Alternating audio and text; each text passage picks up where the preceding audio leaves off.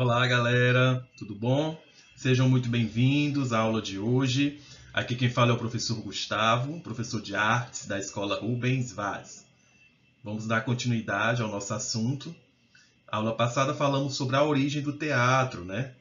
E hoje nós iremos falar sobre o teatro no Brasil. O nosso teatro. O teatro é um lugar onde as pessoas contam histórias atuando, né? E tem atores, músicas, figurinos e cenários, que são esses os elementos da linguagem teatral. Prestem bastante atenção à aula de hoje. Qualquer dúvida vocês podem enviar via atividade, né? Perguntar, professor, pode me auxiliar aqui nessa questão que eu estou disponível, tá bom? Então vamos lá. O teatro no Brasil, essa imagem que vocês estão vendo é uma imagem de um teatro, né? Nesse caso é um palco italiano, que vocês vão ver no decorrer dos slides um pouquinho mais sobre esse tipo de palco, né? A plateia está vazia, mas é muito bonito um teatro quando a plateia está cheia, está lotada para assistir esses artistas espetaculares, que são os artistas de teatro. Vamos continuar.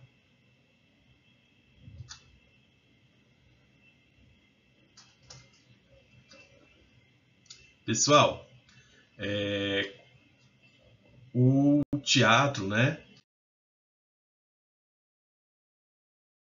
Ele se deu início aqui no Brasil na época do período colonial.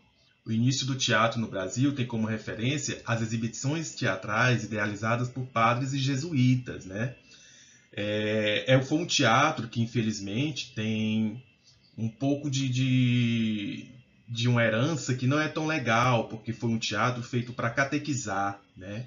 Um teatro doutrinador, onde eles utilizavam o teatro como um meio para invadir, né, ocupar espaços que não são seus, né? No caso, nesse período, onde eles chegavam com suas religiões, chegavam com suas ideologias, chegavam com sua cultura, impondo na cultura que já existia aqui, que era as dos indígenas, né? Os indígenas já tinham suas crenças, já tinham seus meios tradicionais de viver e conviver. Então, o teatro, quando chegou, os povos, né, quando chegaram aqui, esses povos já utilizaram o teatro como meio para catequizar, né, esses povos e inserir a sua cultura de forma imposta, né? Então, vamos seguindo.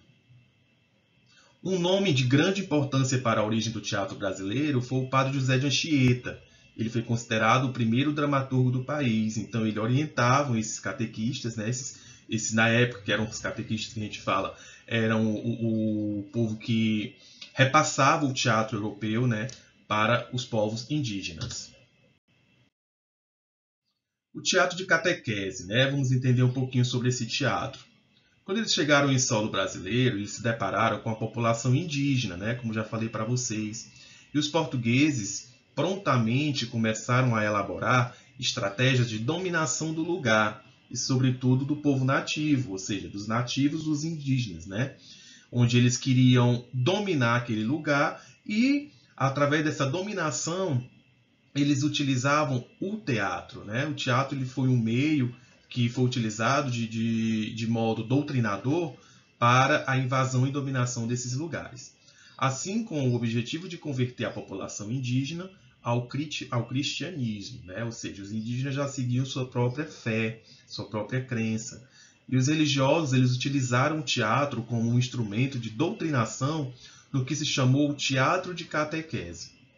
O formato teatral foi escolhido dessa maneira, pois facilitava as apresentações das ideias cristãs. Eles utilizavam o fenômeno da interpretação, que é o teatro, para mostrar os ideais, né, e as ideias cristãs, tudo trazido pelos portugueses. Continuando, né, vamos contar a continuidade. E aqui temos as características do teatro de catequese. Destacam-se: preocupação em transmitir ensinamentos católicos, valorização do propósito bíblico em detrimento da expressão artística. Então, o que seria isso, professor? Os ensinamentos católicos, gente, realmente é o que está na religião católica, né? O que a gente entende por religião católica, né? Que são seus rituais, né? A questão da missa, dentre outras coisas, que não havia naquele território. Por quê? Porque os indígenas já seguiam suas próprias crenças e fé, né? Valorização do propósito bíblico, como eu disse para vocês, né? Eles queriam mostrar a Bíblia para os indígenas, né? Em detrimento da expressão artística, através da arte, ou seja, através do teatro. Os locais de apresentação eram acessíveis, como vocês estão vendo, são aí nos espaços abertos e também em escolas e espaços públicos de lazer e ruas. E eles misturavam elementos da cultura indígena com música e dança, né? Eles utilizavam do torém, no caso o toré, para fazer essa junção, né? Essa fusão. Vamos conhecer agora os tipos de palcos.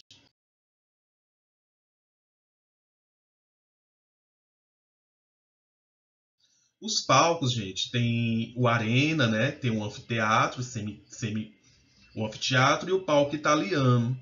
Esse primeiro que vocês estão vendo lá em cima, né, circular, que tem um formato, parece um picadeiro de um circo, né? Ele é o arena, né? O público fica ao redor, o público fica em volta. O outro que está aqui em seguida é o palco em três lados. O público fica em três lados diferentes.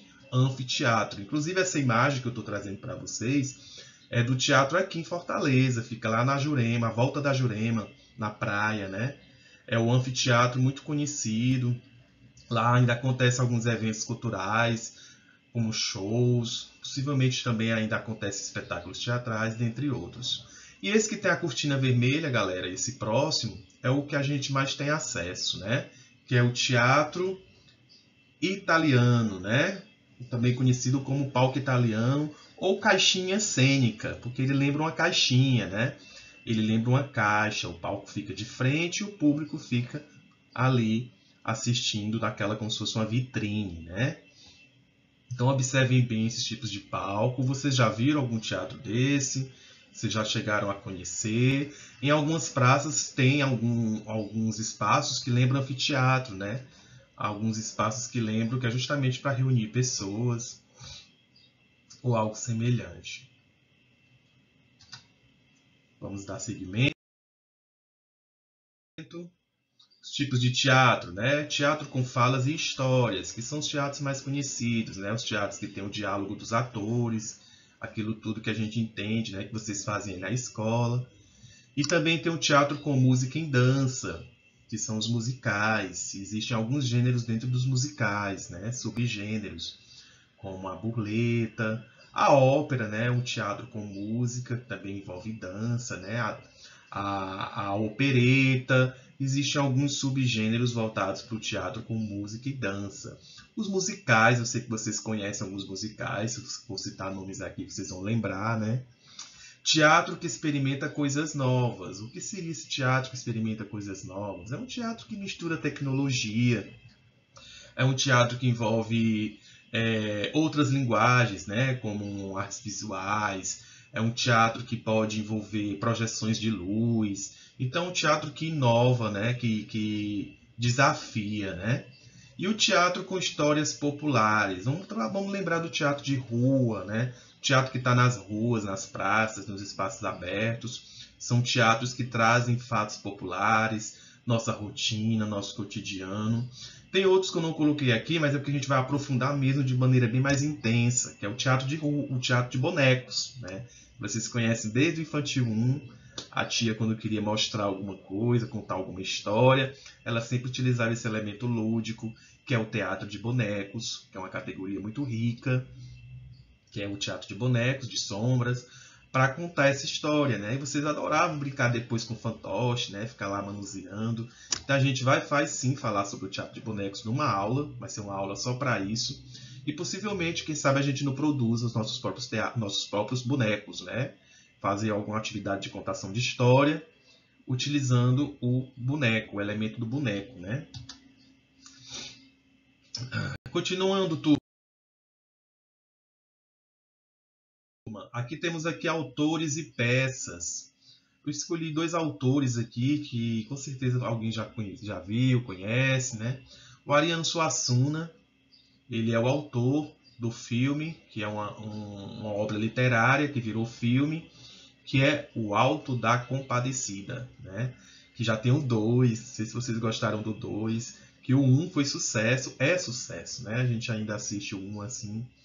Eu particularmente adoro, amo O Alto da Compadecida. E é uma obra que traz a nossa regionalidade, né? Traz um pouco do nosso regionalismo, traz o nosso dialeto, né? Os nossos sotaques dentro da proposta, e fala do João Grilo e Chicó, né? A história desses dois andarilhos em que acabam indo para um julgamento pós-morte, né? Então eles tratam de assuntos sérios, assuntos assim sombrios, de maneira mais leve, mais divertida e engraçada, né? Cada personagem é um personagem tipo que eu falo de característica forte. Cada personagem é um personagem intenso que conta uma história. E o Pagador de Promessas traz um discurso bem interessante sobre religião, né? Sobre a crença de um homem que foi pagar uma promessa após ele salvar a vida do burro, né? E ele foi lá pagar a promessa para Santa Bárbara. Mas ele também vem de uma religião africana, né? Então ele ficou nessa dicotomia lá na porta da igreja. Será que deixa entrar? Será que não? Então que levanta uma questão, um questionamento bem potente aqui para a nossa realidade, sobre crença e religião, né? Sobre liberdade de crer, né? Sobre que cada qual sabe da sua crença e do seu Deus. Então a gente tenta discutir sobre isso ao assistir essa obra, né? Aqui vocês já conhecem bem que a comédia é a tragédia, né? A comédia são histórias engraçadas que fazem a gente rir, histórias cômicas, quando eu utilizar essa palavra cômico. Lembre que é que vem do riso, né? Que vem da comédia. E tragédia, né? Que são histórias sérias e emocionantes. Pode misturar os dois, professor? Pode. Os dois se chamam tragicomédia, tá bom? Existem peças que trazem um pouco da tragédia, mas a gente ri e chora ao mesmo tempo, que são as tragicomédias. Essas máscaras, elas são esses gêneros, né? Vocês podem ver que tem uma que está bem dramática, né? Trágica. Já a outra está sorrindo, né? Está feliz. Eu trouxe essa frase para vocês refletirem, esse pensamento de Augusto Boal. Augusto Boal, gente, é um autor, teatrólogo, no caso, é um teatrólogo que criou, né, um meio, uma técnica, várias técnicas, no caso, para falar sobre a opressão, né? Só falar sobre o oprimido e o opressor. Então é um teatro político, no sentido de levar as pessoas a pensar sobre a opressão, sobre quem são os oprimidos na sociedade, por que são oprimidos, como a gente pode transformar isso, como acabar com essa opressão. Então ele traz um teatro que ele chama, dentre outras técnicas, tem o teatro fórum, que é um teatro realmente para você analisar comportamentos, analisar situações. Então Augusto Boal trouxe essa mensagem aqui para a gente. Reflitam, tá bom? Não é para só escutar, não. É para escutar e refletir em seguida. Pode ser que o teatro não seja revolucionário em si mesmo, mas não tenham dúvidas, é um ensaio da revolução. Ou seja, a gente fala sobre revolução, mas é uma revolução muitas vezes interna, né? Do nosso eu, né? Do nosso íntimo, né? Tipo, o que será que eu estou fazendo? Está certo que eu estou fazendo? Então, quando a gente assiste uma peça de teatro, muitas vezes ela traz no personagem muitas características nossas, né? E aí a gente se assimila, né? A gente se identifica com o perfil daquele personagem, né? Um pouquinho daquele personagem me lembra meu comportamento diário. Será que está certo aquilo ali? Ou então realmente eu estou no caminho correto? Então tentem refletir sobre isso. Bom, guarda essa frase. Galerinha, trouxe aqui para vocês um vídeo que é o vídeo sobre os bastidores de uma peça de teatro que é o Pinóquio, né?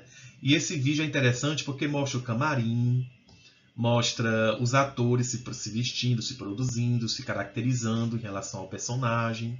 Mostra a coxia, que é aquela parte que a gente não vê quando está na plateia, né? Então é bem interessante, fala um pouquinho sobre como que os atores constroem essa, entre aspas, identidade do personagem, né? Como eles tentam entender para interpretar para a gente tão bem, né? Então fiquem com esse vídeo, tá bom? Só lembrando que a atividade vai estar no Google Form, o link vai estar junto com a mensagem de texto que vai esse vídeo. A atividade ela conta como frequência, só ganha presença quem envia a atividade, não é? E não deixem de enviar, porque todas as atividades elas contam ponto que no final vão ter um peso de uma nota. Pode ser a parcial, pode ser a bimestral. Mas é importante que vocês enviem para que eu também possa saber como está chegando esse assunto, esse conteúdo em vocês. Até a gente chegar, até a gente voltar no modo presencial, né? A gente está nesse formato remoto por uma boa causa, né? A gente vai receber uma escola nova, a gente vai receber uma escola que vai estar bem melhor no sentido de estrutura para que a gente possa produzir nossos trabalhos com mais leveza, nosso aprendizado até melhora quando a gente vive em organização, tá certo? Então, galera, qualquer dúvida, pergunta, tá bom? Mais uma vez, foi muito bom estar aqui com vocês, muito gratificante e uma excelente semana para todos. Fiquem agora com um vídeo sobre os bastidores do teatro. Esse vídeo pode ser um suporte, aliás, é sim, porque faz parte do conteúdo, para que vocês respondam as questões que eu vou enviar. Abração!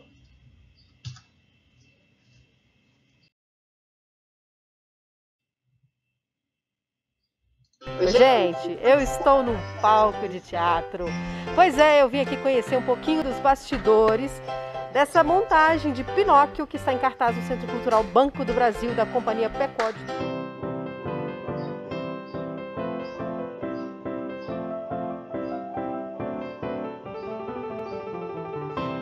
Bom, esse espetáculo é um espetáculo que comemora os 20 anos da companhia Pecod, que tiveram que ser adiados, e aí a gente agora está comemorando os 21 anos. A gente resolveu eleger o boneco mais famoso do mundo para fazer um espetáculo que acabou não sendo exatamente um espetáculo de bonecos, mas que também tem bonecos. Mas é uma grande homenagem ao circo, ao artista popular, a todos os artistas que estão em cima do palco. Não era uma vez um príncipe, nem era uma vez um rei, mas era uma vez um pedaço de madeira que nem era madeira de lei. O que você pode mostrar? Esse aqui é Aqui o Pinóquio. Pinóquio. Pinóquio é uma técnica de manipulação direta, né? A cabeça é esculpida em fibra de vidro, braços e as pernas são de cano de PVC, com uma estrutura interna. O pé é esculpido em fibra de vidro também, as mãos também, e o corpo é uma garrafa PET, coberta com uma folha de madeira, uma folha fininha de madeira que pega a forma, né? Então ele tem essa cara de madeira, mas ele não é de madeira.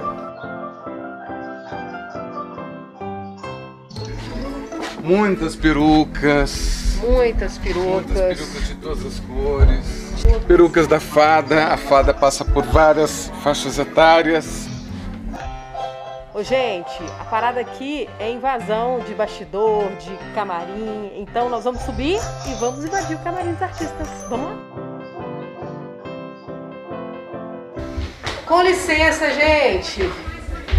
Oi. Olá. Gente, que legal. Me conta um pouquinho sobre seu personagem. Eu sou grilo-falante. Ah, Há mais de 100 anos eu moro aqui. é? E você? Eu sou o Pinóquio. Ah!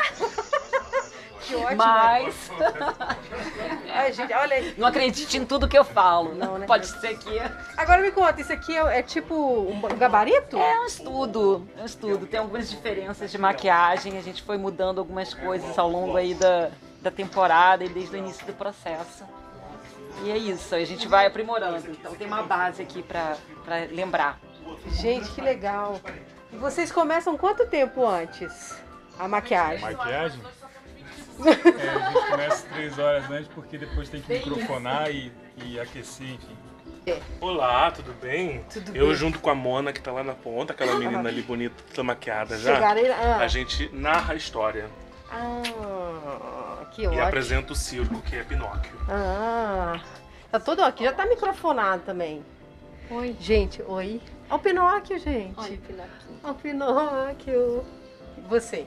Eu faço a raposa. A raposa? Uhum. Ai, que ótimo. Faço uma palhacinha e faço uns moleques. E é legal que cada um tem seus aqui. Aqui tem Pinóquio, tem coisinhas, todo, cada um tem seu cantinho. O seu cantinho, né? E você também narra a história. Narro a história e sou a fada. A vida do Pinóquio está nas minhas mãos. É uma história clássica, né, que se tornou um clássico. E eu acho que influenciou muitas gerações, continua influenciando, continua sendo reverenciada.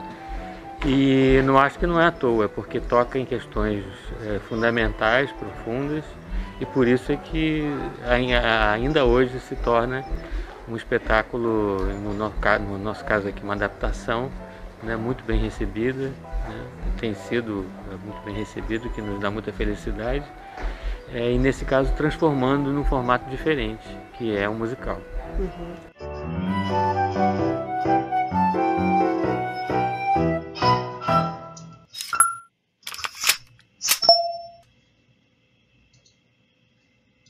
Gente, eu estou... Muito bem, galera. Estamos encerrando aqui a aula de hoje, certo? Espero que vocês prestem bastante atenção ao que eu estou enviando, para que esse conteúdo ele seja vai servir muito de base para as próximas atividades, para os próximos conteúdos, certo? Um excelente final de semana, uma semana produtiva, com muito aprendizado, e um grande abraço para vocês. Tchau, tchau!